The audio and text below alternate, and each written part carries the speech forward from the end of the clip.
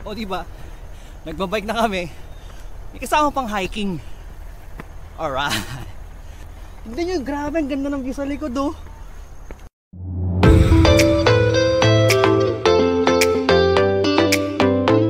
Morning mga guys.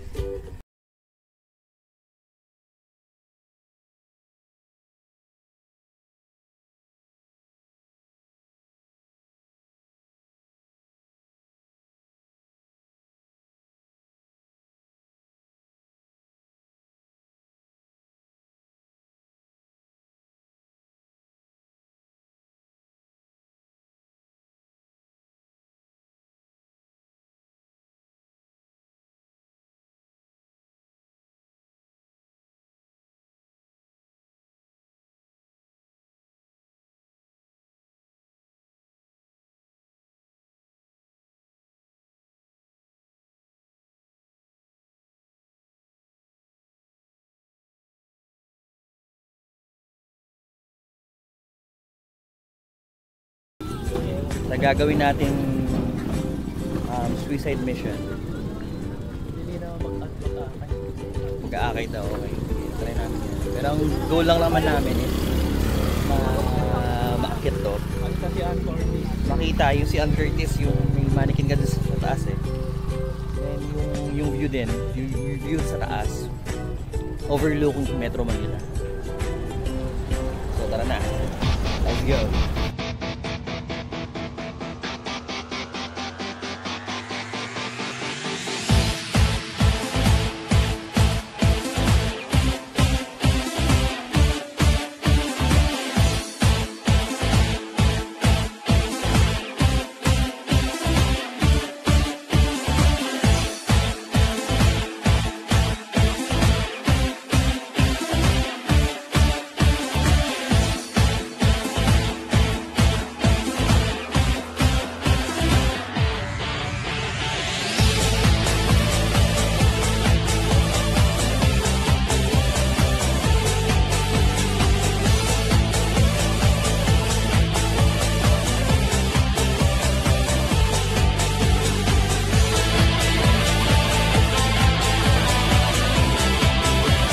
Guys, huminto muna kami sandali dito. Siguro mga nakakailang metro pa lang kami galing dun sa baba kanina. Huminto lang kami dito sa main, o saan banda doon, isang paliko paakyat ng shotgun.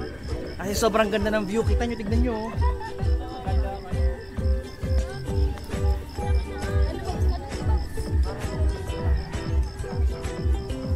Ayun yung timberland sa baba. Kita nyo.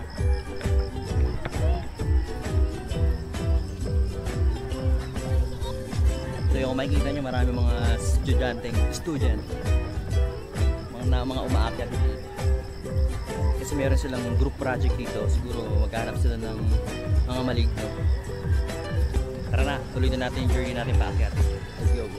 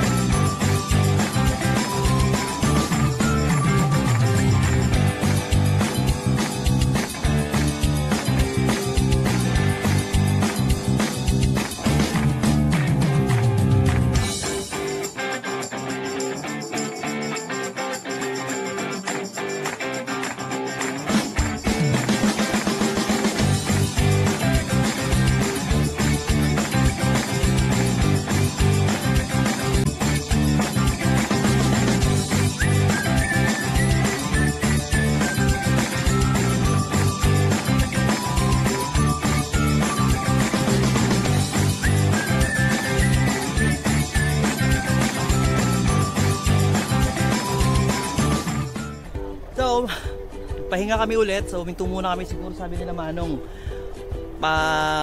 nakakalahati na kami. Tapos sabi naman nung isa,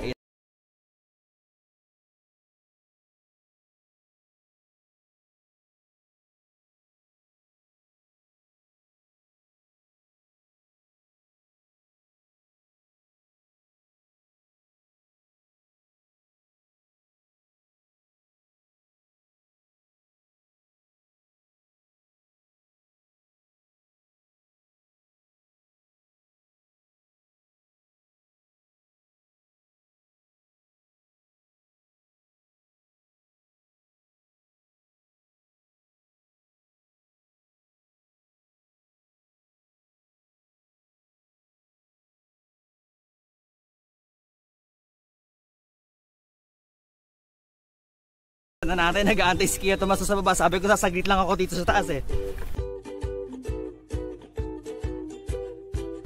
Alright, mga guys, I am on the top of the world. Sulit ang pagod. So isang ikot lang tayo ha, isang 360 view. Tignan nyo na lang guys itsura dito sa shotgun, sa view deck.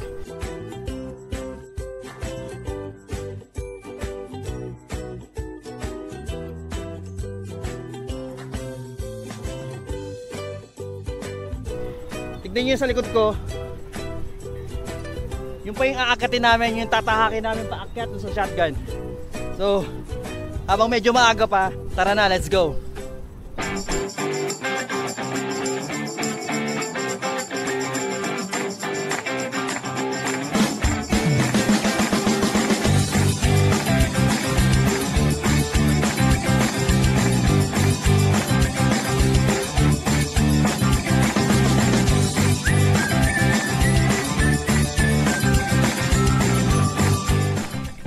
So, nandito na kami ngayon sa taas. So, kung makikita nyo sa likod namin, konting, siguro yung mga ilang kilometers na lang, yun yung dulo ng shotgun. Isa lang ang medyo comment ko lang dito kasi yung mga nadaanan namin kanina, ang daming mga bubog, ang daming mga basag na bote.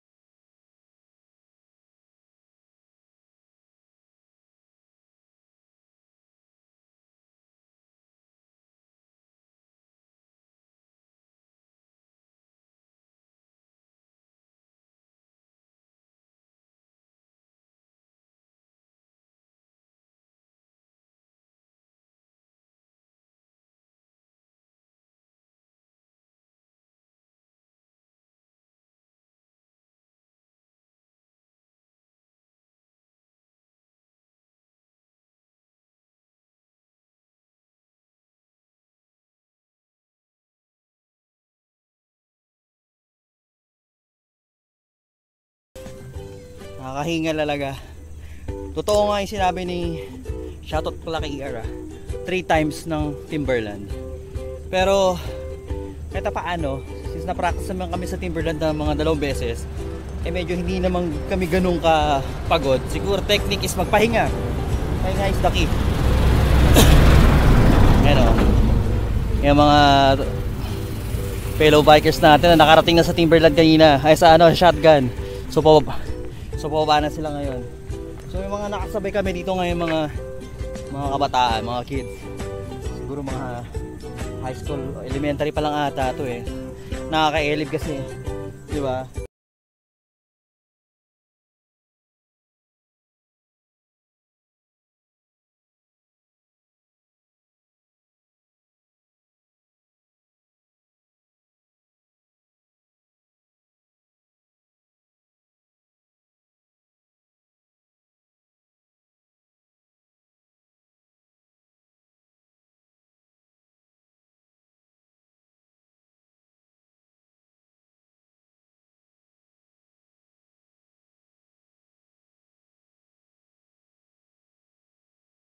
Makikita na natin siya face to face. Makikipag-grabbing elbows tayo mamaya pag nakita natin siya ng malapitan.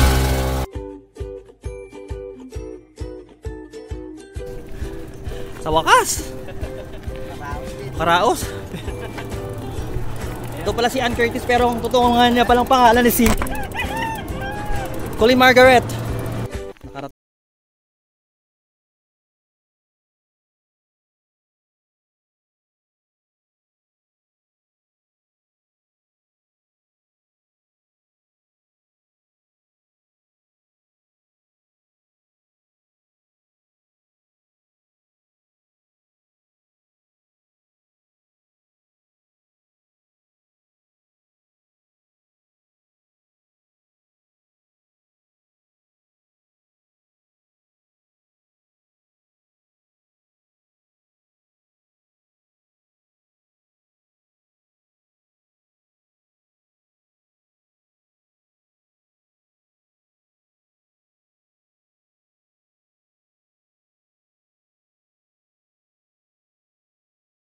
And for share lang, para sa mga hindi pa nakakapunta rito, ito yung view dito sa taas ng shotgun.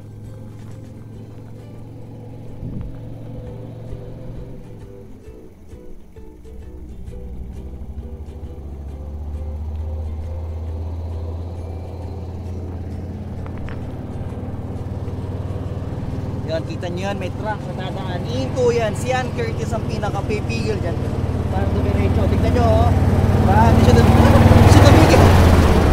Hindi siya huminto, di ba? Bastos to si Manong eh. Dinaanan lang si Ann Curtis, di man lang nagbigay ng tong. Akalain nyo yun? Yung unang pinapangarap lang namin umakit ang Timberland, nagawa namin. Bibiro lang kami na aakatin namin yung shotgun. Uy, nagawa din namin, diba? Hindi mo malalaman kung kaya mo or hindi nang hindi mo sinusubukan, diba? Kung titignan, sabi ng mga ibang nagbabike, mahirap, sobrang nakakapagod, bibigay ka. Siyempre kasama naman talaga yon sa buhay, siyempre. Siyempre hindi mo malalaman yun hanggang hindi mo nasusubukan. Yun na, patunayan namin na Kuya Tomas na kahit hindi kami mga pro, kinaya namin umakyat dito. Yung mga bata nga kinaya, bakit naman kami? Mas lalong kayo din, kayang-kaya nyo. Diba? So, shotgun, add to bike bucket list. Alright. So yun, after mga nagsawa na kami, kaka-picture, kaka-video, pababa na kami. Time check is 9:18 na. So, medyo mainit na dito sa taas. So, kailangan na namin bumaba para kumain. Siyempre, after kumain, uuwi na. Para di kami maabutan ng tanghaling tapat. So yan guys, kita-kita na lang ulit tayo next ride. Thank you for watching. Bye!